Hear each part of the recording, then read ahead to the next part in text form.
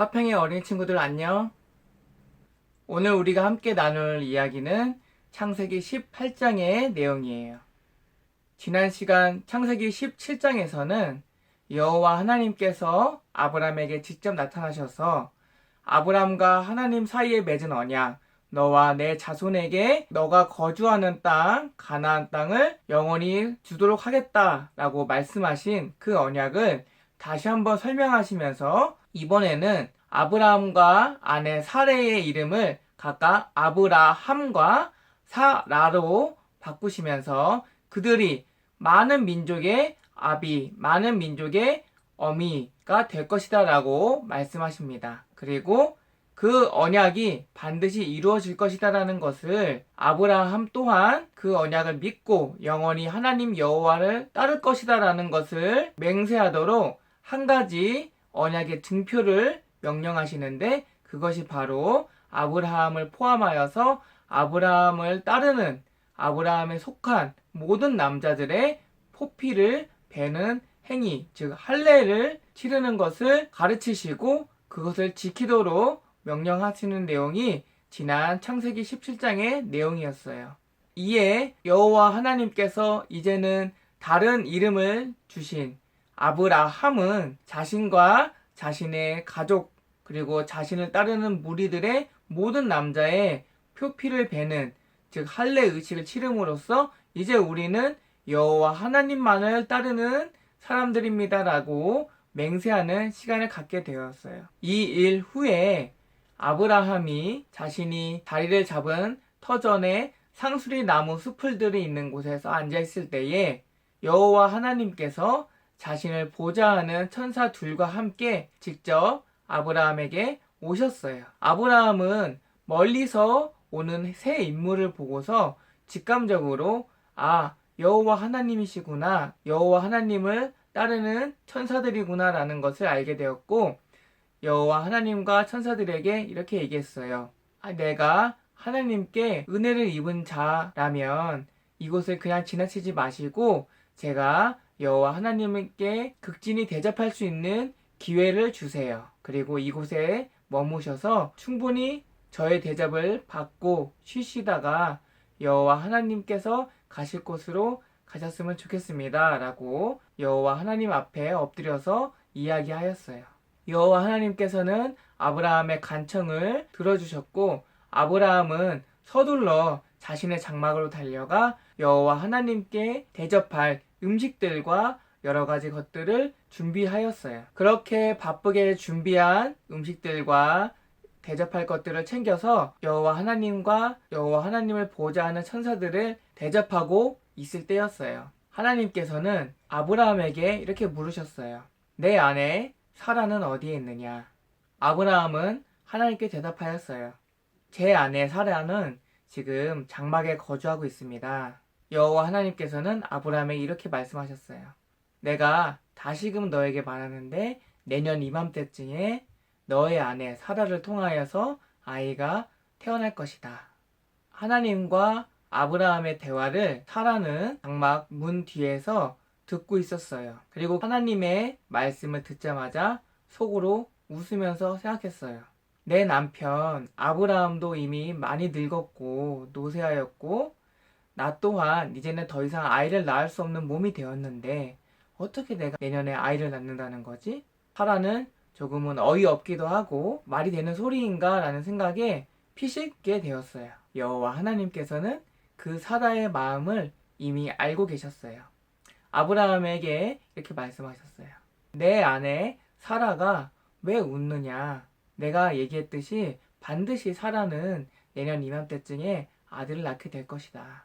내 아내 사라가 너 아브라함이 늙었다. 자신은 더 이상 아이를 낳을 수 없는 몸이 되었다라고 속으로 생각한다지만은 나는 여호와 하나님이다. 나는 전능하신 여호와 하나님이다. 나의 능력으로는 못할 것이 없다. 그러므로 반드시 내년 이맘때에는 사라가 아이를 낳을 것이고 내가 돌아와서 확인하도록 하겠다. 이 하나님의 말씀을 듣게 된 사라는 자신이 속으로만 생각했던 그 내용을 하나님께서 이미 아시고 그것을 드러내어 말씀하시자 두려워하는 마음이 들었어요. 아, 정말 하나님이신가 보다. 내가 속으로만 생각했던 걸 어떻게 이렇게 정확하게 알고서 말씀하시지? 그래서 사라가 장막에서 나와서 하나님께 나와 이렇게 얘기했어요. 아니에요. 저는 그렇게 웃은 적이 없어요. 저는 웃지 않았어요.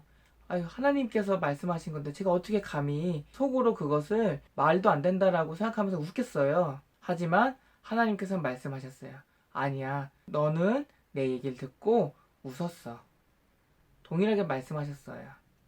아브라함에게도 사라에게도 내가 너희에게 이제는 불가능하다라고 생각할 수 있는 이 상황에서 너희에게 반드시 아이가 생길 것이다라고 얘기했을 때 너희가 웃었는데 나는 그것을 기억하고 있다. 그리고 너희도 그것을 기억하고 있으렴. 아브라함과 사라가 웃었다는 것, 반드시 아이가 생길 것이다라는 말씀을 듣고 웃었다라는 것, 이것이 성경에서는 매우 중요한데 앞으로 우리가 살펴볼 내용에 다시금 이 내용이 나올 테니까 우리 친구들도 꼭 기억하고 있길 바래요. 이제 하나님께서는 아브라함이 대접한 진수성찬을 드시고 그리고 아브라함이 대접한 대로 그곳에서 충분히 쉬신 다음에 이제 하나님의 일을 하러 자리에 일어나 원래 가시려던 목적지를 향하여 가기 시작하였어요. 그러면서 아브라함에게 말씀하셨어요. 너는 내가 택한 사람이고 내가 너와 너의 후손을 통하여서 나 여호와 하나님의 이름을 높이고 나의 영광을 세상에 드러내기로 작정하였는데 내가 너에게 나의 일, 하나님의 일을 숨길 이유가 없다. 그리고 너는 그것을 알아야 한다. 라고 하시면서 하나님께서 지금 가시는 곳에 그리고 왜 가셔야 되는지에 대해서 설명하시기 시작하였어요.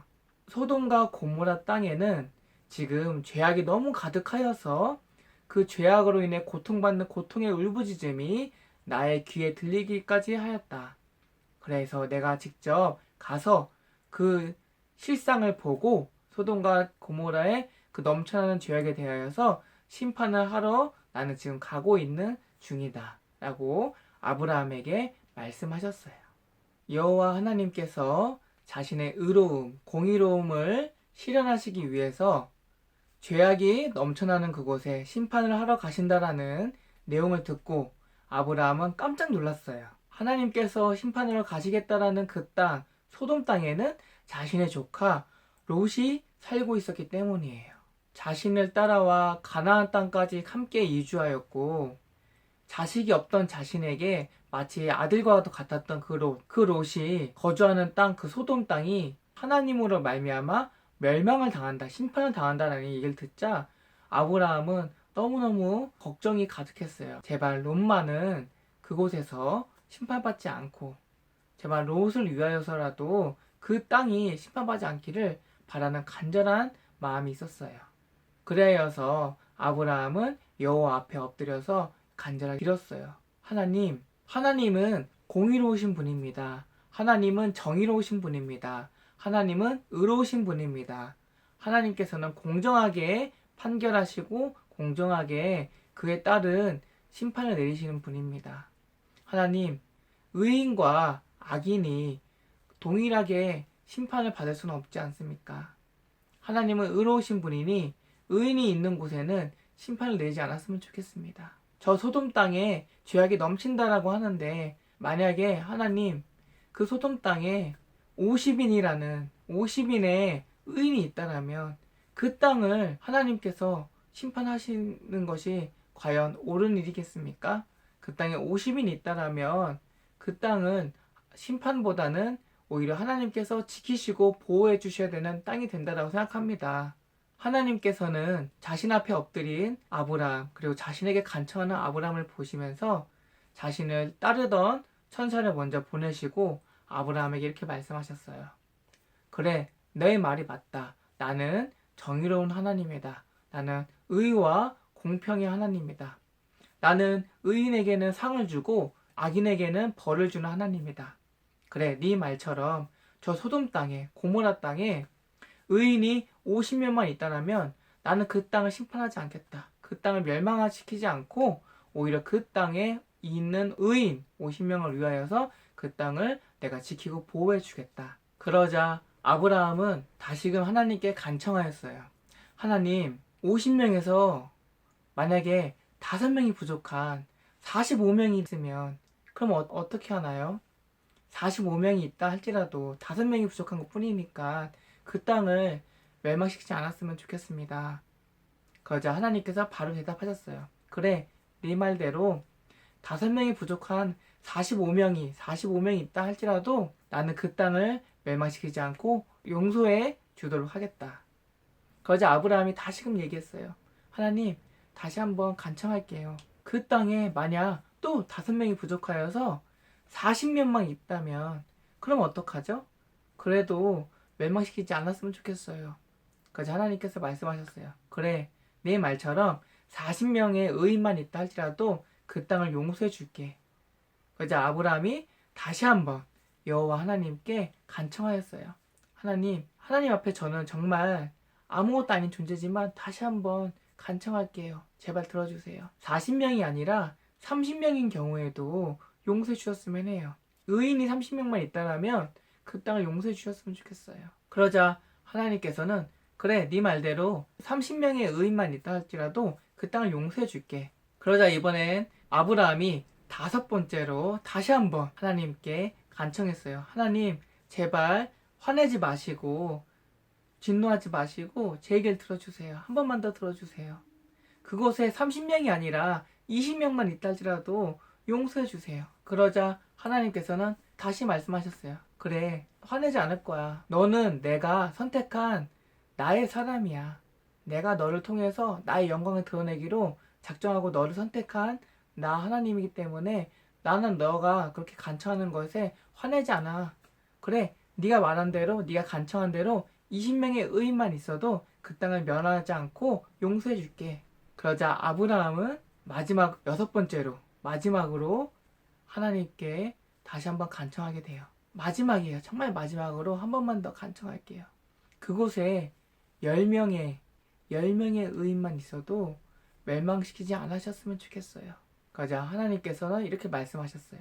그래, 10명의 의인만 있다 할지라도 내가 그 땅, 소돔과 고모라 땅을 멸망시키지 않고 용서해 주도록 할게. 아브라함은 이제서야 안심했어요. 그래, 롯의 가족과 롯을 따르는 사람이 몇 명인데 못해도 10명은 될 거야. 내가 알기로도 10명은 훨씬 넘는걸. 롯도 나와 같이 여호와 하나님을 섬기는 사람이니 그곳에 여호와 하나님을 섬기는 의인 10명은 충분할 거야. 그래, 이제 그 땅은 안전할 거야. 하나님께서 나에게 약속하셨어. 의인 10명만 있어도 그 땅을 심판하지 않고 용서하시겠다고 말씀하셨어. 내 조카 롯은 안전할 거야. 내 조카 롯이 피해를 입는 일은 없을 거야. 그렇게 안심하며 아브라함은 더 이상 하나님께 간청하지 않고 이제 하나님께서 소돔 땅에 가시는 것을 막지 않고 자신이 머무는 장막으로 돌아가였고 하나님께서는 아브라함을 떠나셨어요. 오늘의 내용은 하나님께서 직접 자신을 따르는 천사들과 함께 아브라함에게 찾아오셨을 때에 아브라함은 여호와 하나님과 여호와 하나님을 보좌하는 천사를 극진히 대접하였고 그 극진한 대접 속에서 여호와 하나님께서 다시금 아브라함에게 아브라함과 여호와 하나님 사이의 언약을 상기시켜 주시고 마침 그 대화 내용을 들었던 아브라함의 아내 사라가 속으로 웃었을 때에 하나님께서 그 웃는 것에 대하여서 지적하시면서 반드시 하나님께서 약속하신 아브라함과 아내 사라 사이에 아들이 있을 것이다. 그리고 그것이 내년 이맘때 1년 뒤에 꼭 그 아들을 낳게 될 것이다 라고 다시 한번 말씀하시는 내용이 있었어요.